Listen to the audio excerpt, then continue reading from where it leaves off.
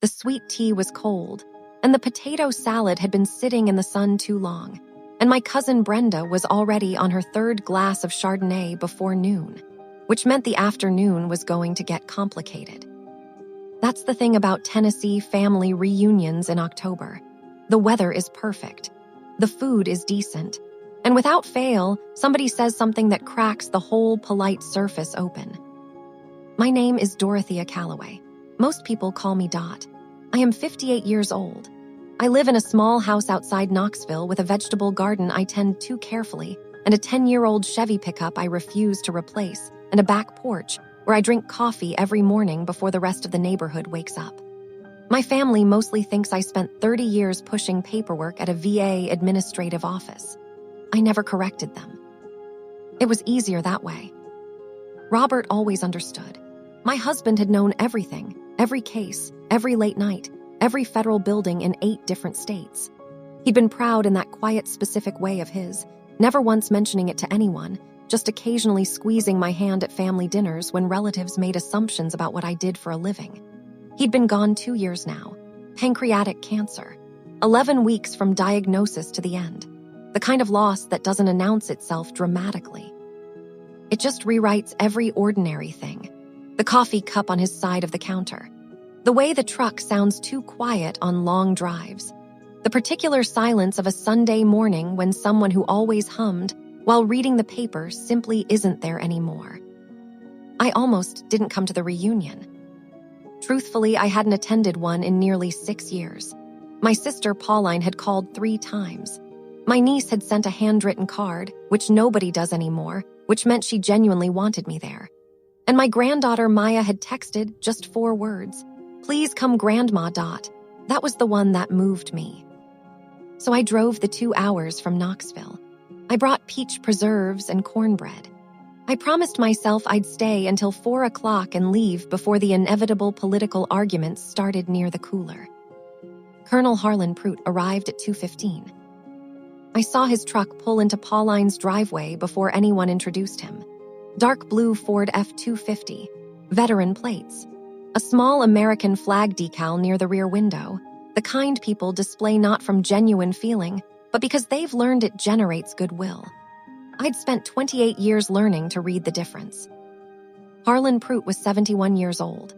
Silver hair, military posture, the kind of easy, confident smile that comes from decades of rooms full of people who deferred to you. He'd retired from the Army 12 years ago and had spent every year since becoming exactly the kind of community figure small southern cities love. Veterans advocate, newspaper columnist, guest speaker at high school graduations. He served on 3 nonprofit boards. His photograph appeared in the Knoxville paper approximately once a month. My family adored him. He had been Robert's commanding officer during Robert's final deployment. My family knew that. What they didn't know was everything else. Pruitt worked the reunion the way polished men work rooms. Handshakes with the older uncles, charm with the women, a self-deprecating joke that landed easily, genuine warmth with the children. My cousin Brenda grabbed his arm and said loudly enough for the whole patio to hear that Colonel Pruitt was practically family, that Robert had loved serving under him, that he was the finest man she knew in uniform or out. I sipped my sweet tea and said nothing. Maya appeared beside me quietly.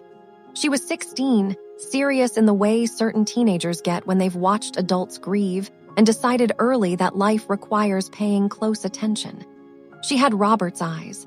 That still caught me sometimes. "You okay, Grandma?" she asked.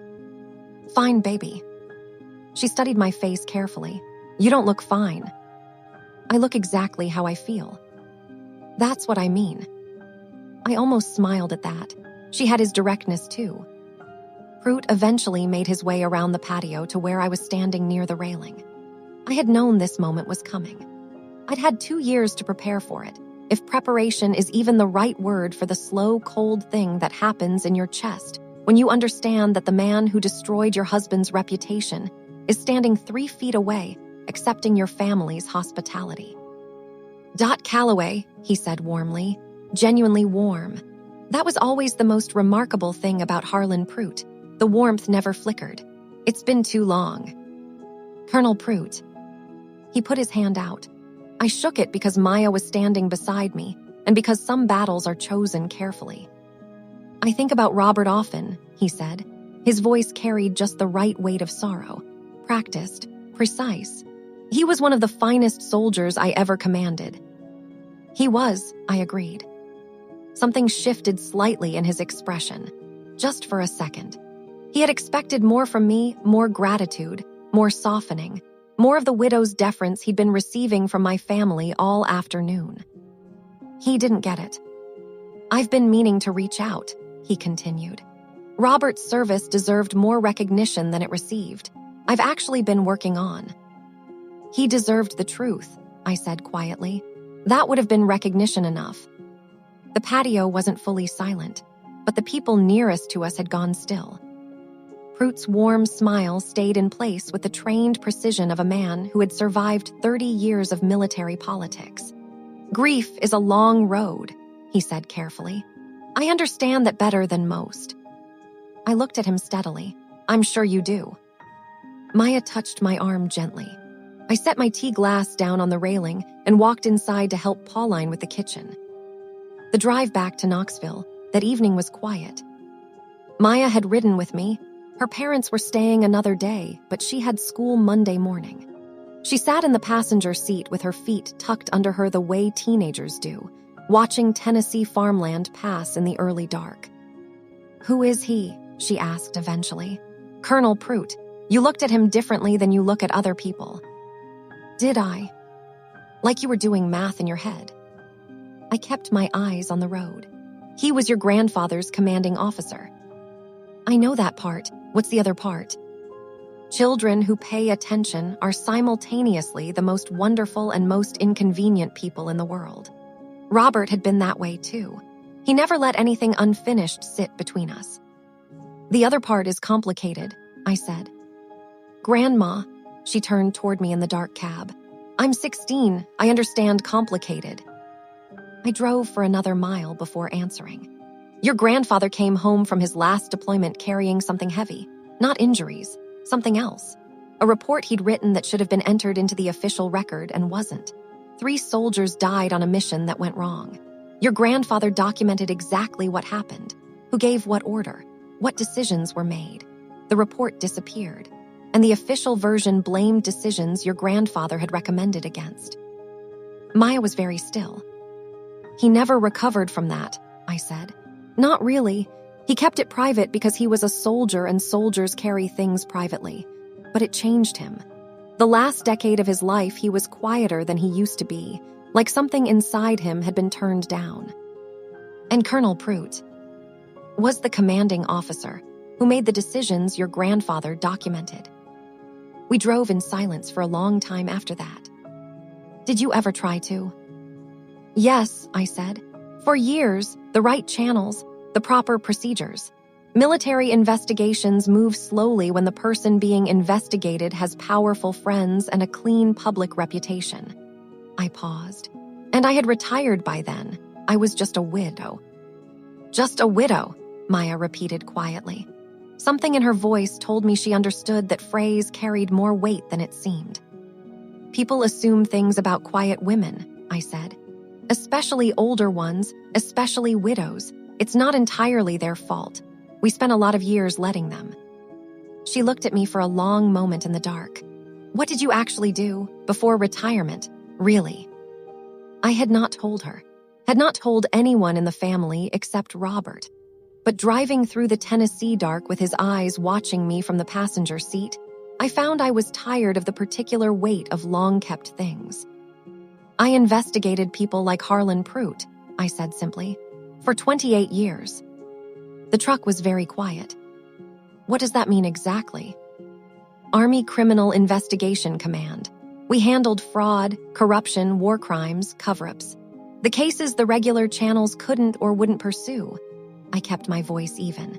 I testified in federal courts in 4 states. I built cases against officers with more stars on their shoulders than Prute ever earned. I once spent 14 months building a case against a general who had been skimming from military housing funds for a decade. I paused. I was good at it. Maya stared at me for a very long time. "Grandma Dot," she said finally. "Yes. You are not who I thought you were." "I'm exactly who I've always been," I said. "You just know more of the shape of it now." She turned back toward the window. After a moment, she said very quietly, "So what are you going to do about Colonel Prout?" I thought about Robert sitting on our back porch in his last year, quieter than he used to be, looking at the Knoxville hills with something unfinished living behind his eyes. "Something I probably should have done a long time ago," I said. "You're listening to the quiet drama. The quiet ones always have the loudest stories." 3 weeks after the reunion, I received an invitation in the mail. The Knoxville Veterans Community Foundation annual fundraiser. Guest speaker, Colonel Harlan Prout, USA retired, distinguished service, lifetime achievement, an evening honoring sacrifice and leadership. I set the invitation on my kitchen counter beside my coffee mug and looked at it for a long time.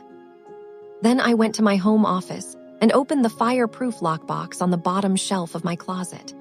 Inside, beneath our marriage certificate and the children's birth certificates and Robert's military discharge papers, was a manila folder I had kept for 11 years. I opened it slowly. The original was Robert's, his handwriting on the header page, careful and precise the way he did everything. Field report, Operation Coldwater Ridge, date, location, personnel involved, what was ordered, what was recommended against, what happened as a result. 3 names at the bottom of the casualty list: Sergeant Dale Huff, Corporal James Wentworth, Private First Class Noah Adair, ages 26, 23, and 19. Behind Robert's report were the copies I had accumulated over 11 years of working quietly through every legal channel available to a retired CID agent with no active authority and a very long memory. Emails, witness statements from 2 surviving members of that unit, obtained through a veterans legal advocacy organization.